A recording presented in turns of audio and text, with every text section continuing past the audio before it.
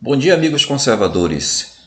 De início, um feliz Dia das Mães para todas as mães patrióticas do nosso país. Que todas as mães possam ensinar a seu filho como deva andar, para que quando cresça não se desvie dele. Não siga o exemplo daquela mãe coitada que estava lá chorando na Globo pela morte de seu filho, E em paralelo nós assistimos a imagem dessa mesma mãe com o fuzil fazendo festa ali com seu filho, com aquele grupo terrorista lá no Jacarezinho, não é verdade?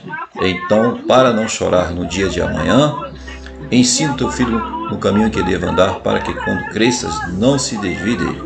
Isso mesmo, mas eu gostaria de falar mesmo sobre o decreto que o Bolsonaro tem incomodado não só o Supremo Tribunal Federal, mas o Congresso Nacional, Então, eu acredito que, uma opinião pessoal, o Congresso não irá aceitar esse decreto do presidente Bolsonaro. Sabemos que tem um prazo, em torno de 3 meses, para que o Congresso confirme ou negue este decreto, um decreto presidencial. Mas com base em que eu faço esta minha suspeita, eu tenho a minha suspeita, eu vou citar 3 pontos, que aconteceram, fatos recentes no Congresso, que pode justificar ou pode realmente dar margem do perfil e a tendência dos nossos congressistas, tanto Câmara dos Deputados como do Senado Federal. Vamos aí a 3 aspectos aí. O primeiro, por 33 votos a 32, a Comissão de Constituição e Justiça da Câmara dos Deputados rejeitou a PL 4.754 de 2016, que instituiria o crime de responsabilidade para ministros do Supremo Tribunal Federal que interfiram em atribuições dos poderes legislativo e executivo. Então, assim, como acreditar na confirmação desse decreto pelo Congresso se a própria Câmara ela recua, ela se autodesmoraliza quando se trata do Supremo Tribunal Federal? Ali existe um acordo entre o Supremo Tribunal Federal e a maioria dos deputados, e assim também como dos senadores. Ou seja, eu não julgo seus processos por parte do Supremo e vocês não aprovam nada contra a Corte. É mais ou menos por aí, falando numa linguagem bem clara, E este acordão que tem prevalecido ultimamente, esse acordo existia entre os 3 poderes. Portanto, com a vinda do Bolsonaro na presidência da República, selou esse acordo apenas entre o Judiciário e o Poder Legislativo, entre a maior parte dos congressistas. Então, esse foi um dos sinais de que a Câmara dos Deputados irá recuar. Então, o segundo fato foi, vocês lembram da CPI da Lava Toga, cujo o senador que protocolou foi o Alexandre Vieira, e que o Brasil inteiro torceu por essa CPI, inclusive teve manifestações e foi muito mencionadas em faixas sobre a CPI da Lava Toga, assim como impeachment de ministro do Supremo. E a CPI da Lava Toga iria desencadear provavelmente no impeachment de ministros do Supremo. Para quem lembra, apenas 29 senadores dos 84 assinaram a CPI da Lava Toga.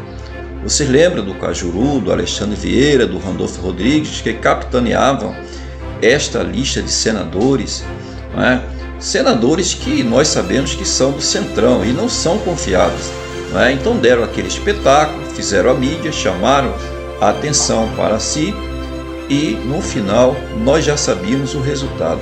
De 84 senadores, apenas 29 assinaram.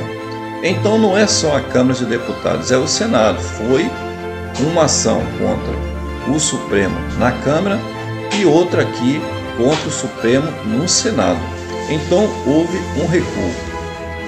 E o terceiro acontecimento foi na votação da manutenção ou negação da prisão do deputado Daniel Silveira. Vocês lembram que ele fez uso de seu do artigo 53 da Constituição, que lhe garante, né, livre manifestação de palavras, né, de votos, e ele manifestou ali, embora não usando termos politicamente corretos, mas ele ali usou o seu direito constitucional do artigo 53 aí da Constituição. E o Supremo Tribunal Federal, né, por unanimidade, resolveu dar a prisão preventiva ali do deputado, utilizando a Lei de Segurança Nacional, que eles criticavam a Lei de Segurança Nacional, mas como não encontraram na Constituição Federal onde prender o deputado, recorreram à Lei de Segurança Nacional. Pois bem, então nós esperávamos que ali seria um checkmate, seria, né, colocar na parede de que lado estavam os deputados federais. E novamente o que foi que aconteceu? Foi 364 votos favoráveis à manutenção da prisão do deputado Daniel Silveira. Então os deputados, mais de 3/4 dos deputados, né, dos 503 ou 514, entregaram na bandeja a cabeça de um amigo parlamentar para o Supremo Tribunal Federal e abrindo mão de suas prerrogativas, não é? Uma interferência clara de poderes aí por parte do Supremo Tribunal Federal e contra o próprio poder legislativo, e o próprio poder legislativo autenticou, né, confirmou essa prisão aí do deputado, tirando deles mesmos aí a autonomia e a independência, né, que é próprio da independência dos poderes previstos na Constituição. Então, esses 3 fatos aí, que são recentes, deixam muito claro qual é o posicionamento do nosso Congresso Nacional. Então, quando o presidente da República diz, creio que, abrindo aspas, creio que a liberdade e o bem maior que nós podemos ter, tenho falado, se eu baixar o decreto, que já está pronto, todos cumprirão. Bem, então o que nós podemos observar aí nessa afirmação do presidente Bolsonaro? É provável que o presidente Bolsonaro esteja se preparando para o artigo 142, porque o presidente ele tem a assessoria jurídica dele, ele tem os seus intermediários, né, os articuladores lá dentro da Câmara e dentro do Senado, e sabem muito bem qual será a posição dos congressistas. Ora, se o presidente sabe, deve estar bem informado, que ele é um bom jogador político de xadrez, é um dos melhores estadistas que nós tivemos aí desde a Nova República, e isso não podemos negar. Então, eu não creio que o presidente esteja sendo leigo, esteja equivocado, esteja acreditando que ainda há esperança dentro desse Congresso Nacional. Mas talvez seja um ultimato, né, para justificar ele invocar o artigo 142. Né? Então, quando ele baixa um decreto ratificando o artigo 5º da Constituição, onde está os direitos invioláveis para todo cidadão brasileiro, direito à liberdade, direito de expressão, direito de ir e vir, direito de trabalho, por aí vai, seria uma declaração clara do Congresso e do Supremo Tribunal Federal que eles estão rasgando a Constituição, né, e afrontando os direitos fundamentais da população brasileira. Então isso justificaria e reforçaria a sua tomada de decisão com relação à invocação do artigo 142.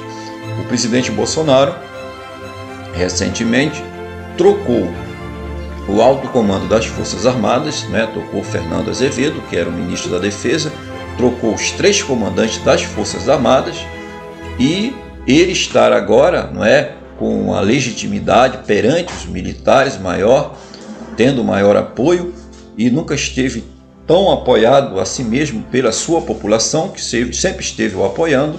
Então o presidente tem um apoio da população, tem um apoio do alto comando das Forças Armadas, e não há melhor momento como este para invocar seu artigo 142, que eu vejo como a única alternativa, e é uma alternativa que está dentro das 4 linhas da Constituição. Ele já declarou que não tomará nenhuma medida fora das 4 linhas da Constituição. Isso foi confirmado pelo general Braga Neto, quando convocado lá na CPI da Covid pelo Renan Calheiros. Então é isso aí, pessoal. provavelmente o artigo 142 esteja à vista, né? Talvez a luz no fim do túnel esteja mais forte do que, né, os patriotas que têm feito manifestação e têm garantido ao presidente Bolsonaro autorização, não é, a campanha Eu Autorizo, para ele tomar as medidas necessárias para garantir a lei e a ordem, para arrumar a casa, esteja bem próximo. Então, artigo 142 talvez seja o próximo passo após o decreto ser cassado pelos deputados e senadores do nosso Congresso Nacional. Um bom dia a todos, um ótimo domingo e mais uma vez um feliz Dia das Mães.